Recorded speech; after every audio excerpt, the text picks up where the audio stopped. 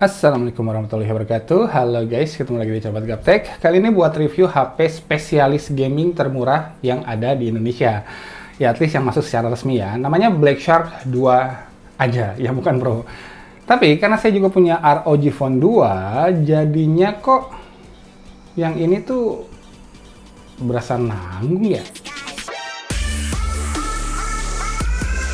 Alasannya, karena yang pertama, layar ROG Phone tuh lebih besar, 6,6 inch dibanding 6,4 inch di Black Shark 2. ROG Phone punya refresh rate sampai 120 Hz, dan di sini standar aja 60 Hz.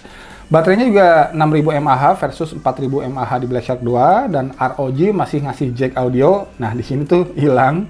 ROG punya tombol R1 dan L1 di bodinya, di sini kembali nggak ada. Display AMOLED ROG juga udah 10 bit 1 miliar warna, sedangkan Black Shark masih 8 bit 16 juta warna aja. Belum lagi kualitas speaker stereonya juga menurut saya kebanting, dan bedanya tuh sampai ke hal-hal yang nggak kelihatan. Kayak di ROG tuh kameranya punya mode malam, nah di sini sayangnya dipangkas. Kemudian tipe storage ROG itu udah UFS 3.0. Nah, di sini masih UFS 2.1 aja. Jadi kecepatan baca tulisnya jelas kalah cepat ya. Dan ROG juga udah punya 4 antena buat memastikan penangkapan sinyal LTE dan WiFi yang lebih stabil. Nah, di sini masih 2 antena. Jadi, ya jelas hashtag mending ROG Phone 2 lah ya. Ternyata nggak juga loh. Ya, karena wajar-wajar aja sih kalau angka-angka di ROG tuh lebih tinggi. Karena ya selisih harganya kalau di Shopee tuh nyampe 2,3 sampai 2,5 juta rupiah. Lumayan.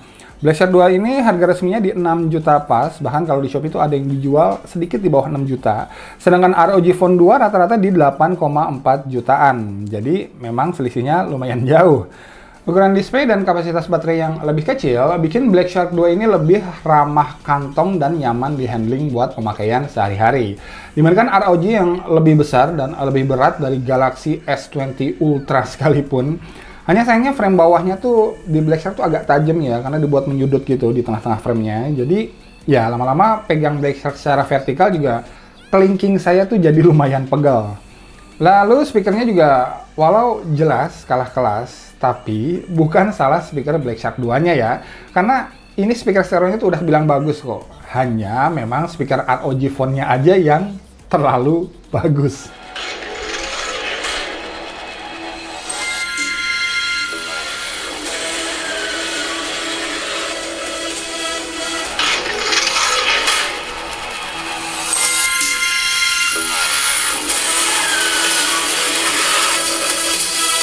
Ya, perbedaan lain-lainnya juga ya gitulah, kekuatan sinyal, kecepatan baca storage, kualitas warna display, sampai tombol L1, R1 di ROG Phone 2 tuh yang jujur nggak pernah saya pakai juga.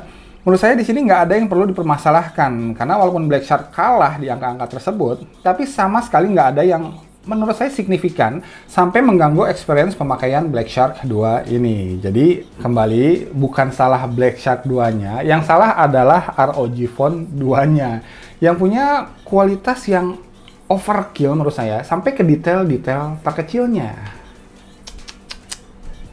Walau tetap minusnya jack audio tetap sangat-sangat saya sayangkan.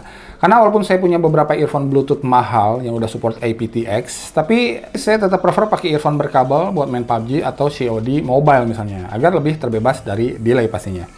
Dan satu lagi yang kurang bisa dimaafkan adalah minusnya mode malam di kameranya. Jadinya, walau kamera Black Shark ini sebenarnya oke buat ambil foto di kondisi low light, tapi tanpa mode malam, ujung-ujungnya ya berat. Color science-nya tuh cenderung natural, saturasi warnanya tuh ditahan pada posisi netral. Hanya kontrasnya agak terlalu tajam menurut saya. Warna gelap tuh dibuat sedikit lebih gelap lagi di sini. Jadinya terkesan dynamic range-nya tuh pendek, padahal sebenarnya enggak loh. Dan buat sebagian orang, warnanya tuh bakal dirasa kurang menarik, tapi nggak sedikit juga yang lebih prefer warna netral kayak gini. Soalnya lebih gampang dioprek-oprek sama software editor nantinya.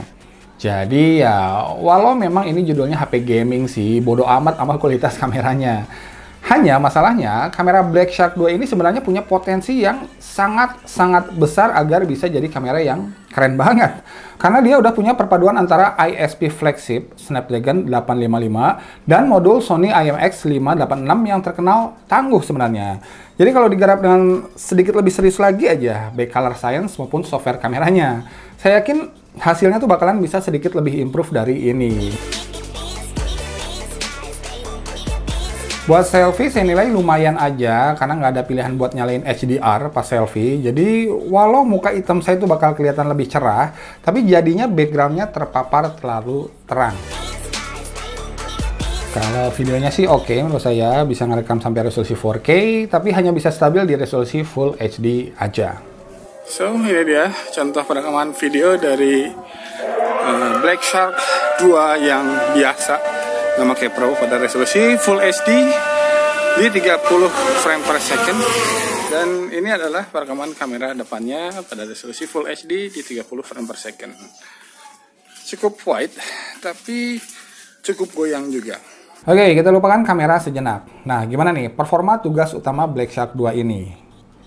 Buat dipakai game sih jelas mantap ya, walau tetap saya nggak nolak kalau dikasih layar yang sedikit lebih lega dan kembali dikasih jack audio. Performa Snapdragon 855 jelas keren dong ya, nggak usah diragukan lagi. Main COD Mobile di settingan grafik very high dengan frame rate maksimal aja sama sekali nggak ada kendala, mantap pokoknya. Didukung RAM 8GB dan storage 128GB yang sayangnya nggak bisa ditambahkan lagi sama microSD. Toggle fisik untuk masuk ke Shark Space atau game mode lah kalau di HP-HP Lensi. Juga saya suka ada beberapa pengaturan yang bisa meningkatkan experience nge-game kita di sana. Kalau performa baterainya sih saya nilai lumayan aja, 4000 mAh. Jadi kalau dosis main PUBG atau COD kamu tuh perharinya sekitar 3 jam, plus pemakaian normal lainnya, pagi-pagi 100%, jam 2 siang tuh biasanya udah minta dicas ulang. Tapi ngecas ulangnya tuh cepat kok, santai aja. Di sini kita dikasih charger 27 watt dari boxnya. Jadi setengah jam udah bisa ngisi sekitar 60% baterai dan full setelah 1 jam 10 menitan lah kurang lebih. Jadi ya hitung-hitung istirahat lah, mainnya jangan terlalu diforsir, ya nggak? Tapi satu hal yang menurut saya menarik adalah kecepatan respon displaynya yang diklaim punya latensi terendah di dunia, yaitu 43,5 milisecond aja. Jadi kalau klaimnya ROG Phone 2 tuh di 49 milisecond, ya ini setitik lebih cepat. Dan memang saya rasakan main PUBG di sini tuh sedikit lebih lincah jadinya. Walau ya memang cuma sekian milisecond sih, tapi kalau saya aja bisa ngerasain bedanya, apalagi pro player coba. Yang responnya cepet juga di sini adalah haptic feedbacknya. Asli ini mantep banget feel getarannya tuh, udah kayak HP-HP flagship lah. Jadi hampir nggak delay gitu lah antara sentuhan sama getarannya. So, ya mulai kelihatan kan wujud HP gamingnya. Nah, ternyata karakter HP gamingnya tuh nggak sampai di situ aja, karena sistem pendinginnya udah pakai liquid cooling di sini. Kemudian sensor-sensornya lengkap semua dengan performa gyroscope yang akurat dan enak banget. Panel layar yang dipilih juga udah Super AMOLED yang saturasinya tuh vivid, jadi cocok buat gaming, plus ada fingerprint di bawah layar juga tentunya. Kemudian desain HP-nya sendiri juga, ya kelihatan kan, gaming banget dong. Paduan antara lekukan metal dan aksen kaca yang asli, saya sih suka banget sama desain belakangnya. Karena menurut saya ini rumit loh ngedesainnya, out of the box banget lah. Dilengkapi juga dengan aksen LED RGB bar di samping dan huruf S di belakangnya. Walau yang sedikit aneh, kok ini nggak bisa difungsikan buat LED notifikasi ya? Dan saya nggak nemu fitur always on display juga ya, jadi kalau ada notifikasi masuk yang belum dibuka, ya saya nggak bakalan tahu.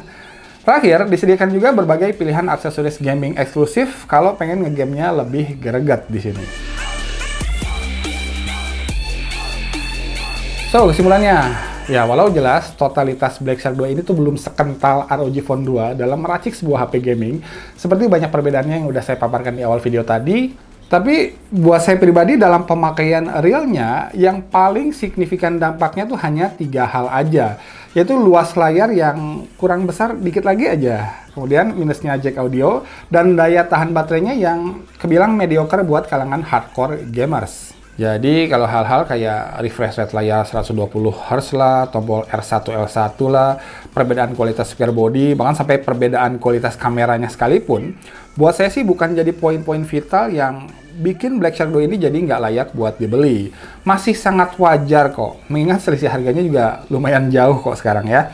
Dan saya nggak pernah bilang kamera Black Shark 2 ini jelek loh ya, hanya menyayangkan aja karena potensinya belum 100% dioptimalkan.